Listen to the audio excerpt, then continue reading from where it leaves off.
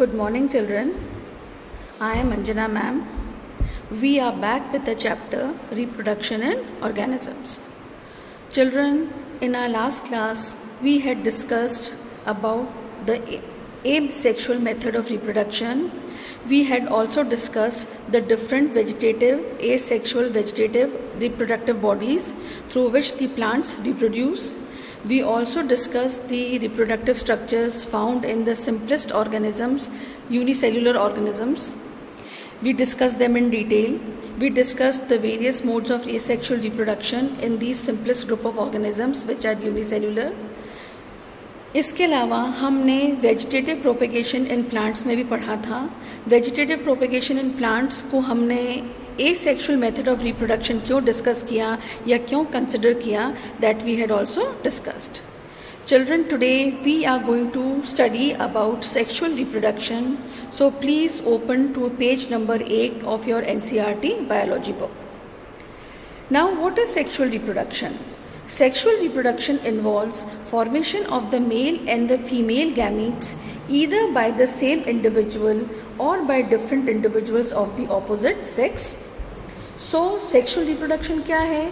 Where the two different parents are involved, male and female, production of gametes takes place and these gametes fuse together to form a reproductive diploid structure called the zygote. These gametes fuse to form the zygote which develop to form the new organism. It is an elaborate, complex and slow process as compared to asexual reproduction. तो asexual reproduction के comparison में अगर हम sexual reproduction को देखें तो ये बहुत ही slow, काफ़ी complicated और slow process है because of the fusion of male and female gametes. Sexual reproduction results in offsprings that are not identical to the parents or amongst themselves. That is, they possess genetic diversity, right? तो sexual reproduction asexual reproduction से किन चीज़ों में different है? सबसे पहला तो यहाँ पे 2 पेरेंट्स इन्वॉल्व होते हैं जबकि asexual में only a single parent is involve. Second difference जो है, इन sexual reproduction gametes are produced, the 2 different gametes are produced by the male and the female parent, whereas in case of asexual reproduction there is no production of gametes. Third है, asexual reproduction में fusion नहीं होता. यहाँ पे fusion of 2 gametes results into the production of a fertilized structure called the zygote. Fourthly, asexual reproduction जो है वो बहुत ही सिंपलेस्ट एंड फास्ट प्रोसेस है, whereas sexual mode of reproduction जो है वो कॉम्प्लिकेटेड है, एलेबोरेट है और स्लो प्रोसेस है. सबसे इम्पॉर्टेंट डिफरेंस जो है दोनों के अंदर वो ये है कि asexually reproduced organisms जो होते हैं they are genetically identical, whereas sexually reproducing progenies are having genetic diversity, that is, they are different from their parents. A study of diverse organisms, plants, animals or fungi show that though they differ so greatly in external morphology, internal structure and physiology, when it comes to sexual mode of reproduction, surprisingly, they share a similar pattern. Let us first discuss what features are common to these diverse organisms. तो सबसे पहले जो अलग अलग जो different organisms हैं, चाहे वो प्लांट्स हों या एनिमल्स हों, जो कि सेक्शुअली रिप्रोड्यूस करते हैं, इनके अंदर कौन से ऐसे स्ट्रक्चर्स होते हैं जो कि मॉर्फोलॉजिकली और फिजियोलॉजिकली दोनों तरह से डिफरेंट होते हैं, पर इनके अंदर सिमिलैरिटी पैटर्न क्या होता है, that we are going to discuss. All organisms have to reach a certain stage of growth and maturity in their life. ये हम जानते हैं. रिप्रोड्यूस करने से पहले हर ऑर्गेनिज्म को पहले क्या होना पड़ता है, सेक्शुअली एंड मेंटली मैच्योर होना पड़ता है before they can reproduce sexually. That period of growth is called the juvenile phase. Please turn on to page number 9. Underline the terms juvenile phase. It is also known as vegetative phase in plants. तो animals के अंदर तो ये phase क्या कहलाती है, growth phase क्या कहलाती है, जुवेनाइल फेज़ कहलाती है, जबकि प्लांट्स के अंदर इसे हम वेजिटेटिव फेज़ कहते हैं. This phase is of variable durations in different organisms. Her animal के अंदर, हर ऑर्गेनिज्म के अंदर ये जो फेज़ है, चाहे वो जुवेनाइल फेज़ हो, चाहे वो वेजिटेटिव फेज़ हो, it is different in all the different organisms. The end of juvenile or vegetative phase, which marks the beginning of the reproductive phase, can be seen easily in the higher plants when they come to flower. तो juvenile phase और vegetative phase जो कि beginning है किसका, reproductive phase का, हम higher plants के अंदर बहुत इजीली देख सकते हैं, because higher plants when they are sexually mature they produce a reproductive part in them which is called as the flower. हम पढ़ चुके हैं अपने 10th स्टैंडर्ड में कि फ्लावर जो होता है वो रिप्रोडक्टिव पार्ट होता है प्लांट्स का, because it bears the reproductive structures with androecium and gynoecium, which are essential for the process of reproduction or producing the progenies. Observe a few trees in your area. Do they flower during the same month year after year? अपने area में अगर आप अलग अलग plants को देखेंगे तो हम देख सकते हैं कि हर प्लांट के अंदर फ्लावरिंग सीजन अलग अलग होता है. हर प्लांट जो होता है वो अलग सीजन में, अलग महीने में फ्लावर्स प्रोड्यूस करता है. Why do you think the availability of fruits like mango, apple, jackfruit, etc. is seasonal? Are there some plants that flower throughout the year and some others that show seasonal flowering? Yes, children, there are many plants which produce once in year और they can be called as the seasonal breeders. वो plants जो किसी खास season में या किसी particular season में breed करते हैं उन्हें हम सीजनल ब्रीडर्स कहते हैं.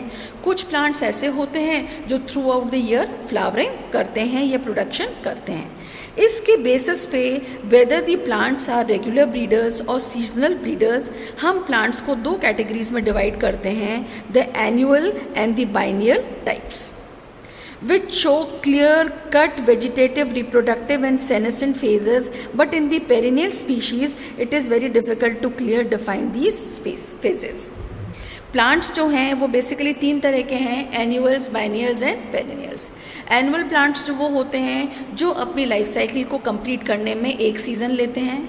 बाइनियल वो प्लांट्स हैं जो कि 2 सीजन्स में अपनी लाइफ साइकिल को कंप्लीट करते हैं. और पेरिनियल प्लांट्स वो होते हैं जो कि अपनी लाइफ साइकिल को in a number of years complete करते हैं. बट एक खास डिफरेंस देखा जा सकता है एनुअल्स, बाइनियल्स और पेरिनियल्स के अंदर कि एनुअल एंड बाइनियल प्लांट्स जो होते हैं they show clear cut vegetative, reproductive and senescent phases.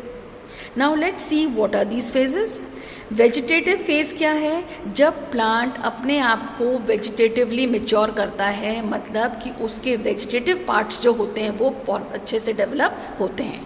When the plant attains complete growth by producing its vegetative parts with root, stem, leaves, buds, etc. Right?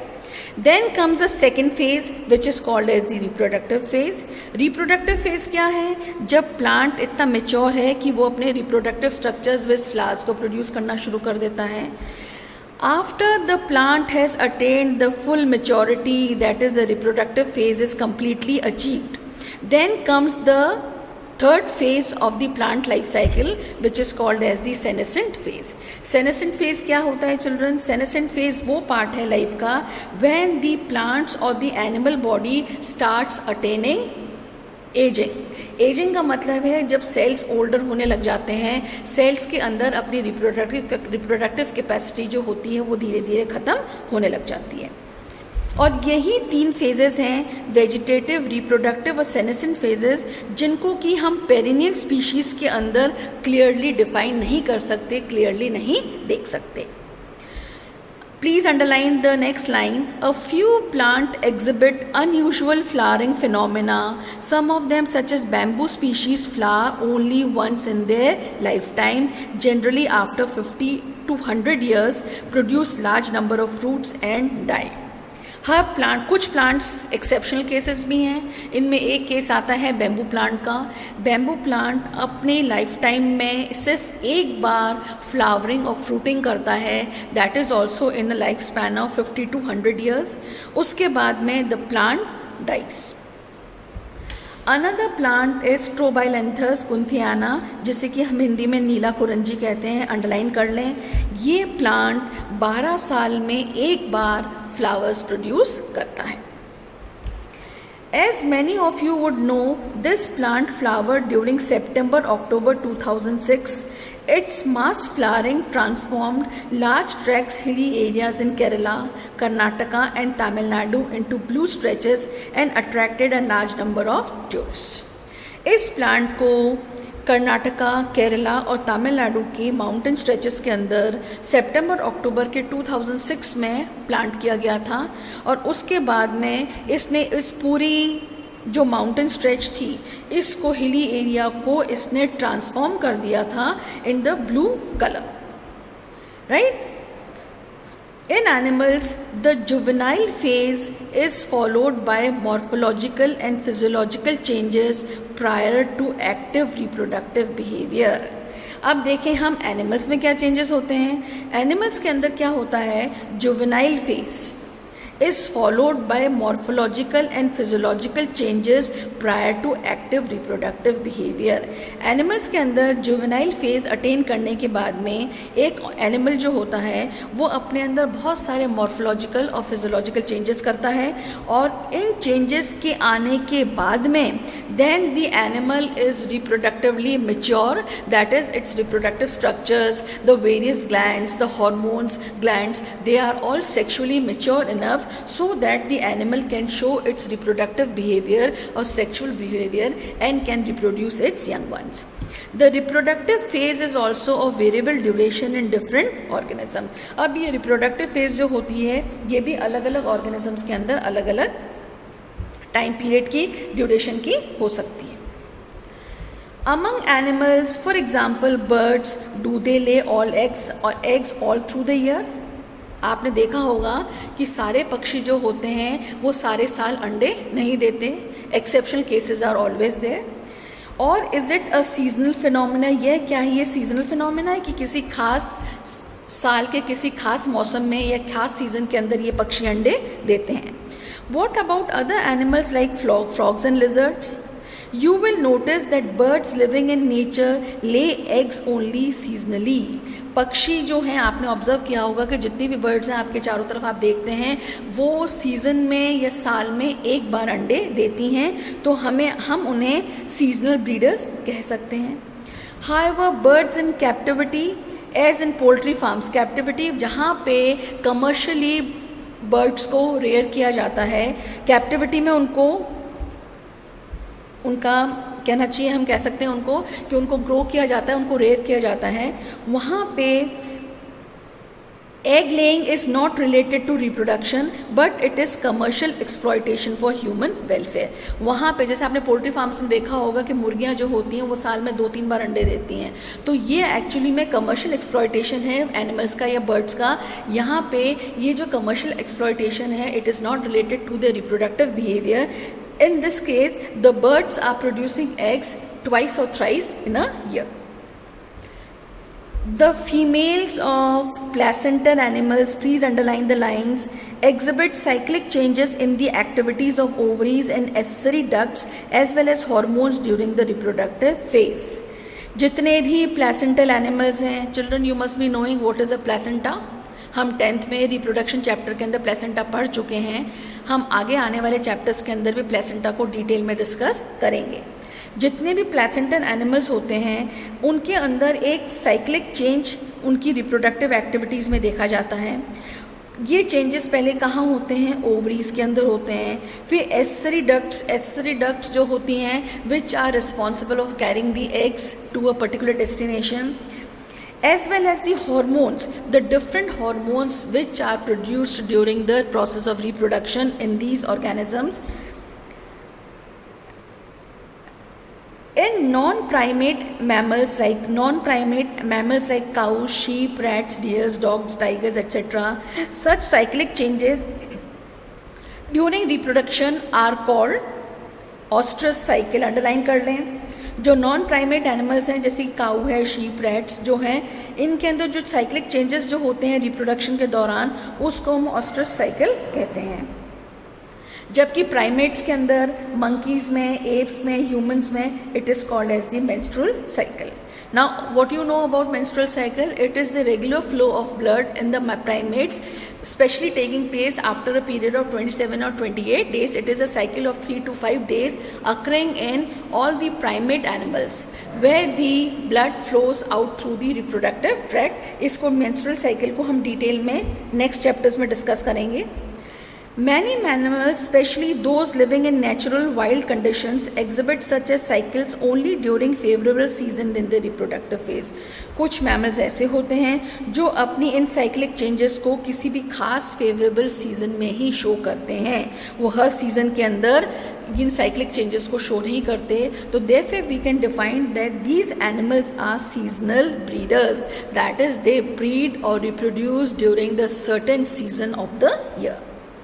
Many other mammals are reproductively active throughout the reproductive phase and hence are called as the continuous breeders.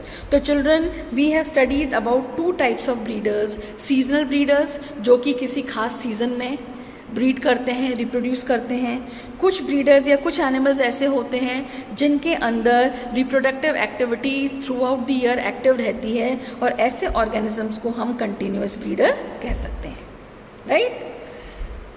That we all grow old as we live enough. हम जानते हैं कि हम जीते हैं, हम पहले हमारा birth होता है, then we grow, we become reproductively and mentally mature, and then there is an end phase of the life where the aging begins. Aging का मतलब है जब हम बूढ़े होने लग जाते हैं, हम ओल्ड होने लग जाते हैं, हमारी जो बॉडी की सेल्स हैं उनके अंदर एजिंग फिनोमेना दिखने लग जाता है, या हम कह सकते हैं इन सेल्स की जो ग्रो करने की या रिप्रोड्यूस करने की जो कैपेसिटी जो होती है दैट ग्रेजुअली डिक्लाइंस. तो that phase can be called as the senescent phase. Please underline the end of reproductive phase on page number 10 can be considered as one of the parameters of senescence or old age. There are concomitant changes in the body like slowing of metabolism etc. Concomitant changes मतलब continuous changes होते हैं body के अंदर, जिसमें कि सबसे पहला आता है हमारी बॉडी की मेटाबॉलिज्म है, हमारी बॉडी का रिप्रोडक्टिव फिनोमेना है, और दूसरे सेल्स के अंदर एजिंग है, ग्रो करने की, रिपेयर करने की. ये सारी जो चीज़ें होती हैं ये ग्रेजुअली क्या होने लगती हैं, डिक्लाइन होने लगती हैं. And therefore we can say that senescent phase has achieved और the old age is ultimately achieved, and finally we can say that old age ultimately leads to death. I hope it is clear to all of you till now. In both plants and animals, hormones are responsible for the transitions between the three phases. Interaction between hormones and certain environmental factors regulate the reproductive processes and the associated behavioral expressions of the organism. Please underline करें इन 4 lines को. इन 4 lines में क्या कहना चाह रहा है? What we can understand from these 4 lines. Both plants and animals के अंदर कौन रिस्पॉन्सिबल होता है सारी फेजेस में ट्रांजिशन के लिए? मतलब कि ट्रांजिशन का मतलब होता है कि वेजिटेटिव जुवेनाइल फेज से नेक्स्ट फेज में आना, रिप्रोडक्टिव फेज में आना, और रिप्रोडक्टिव फेज से किस में जाना, सेनेसेंट फेज में जाना.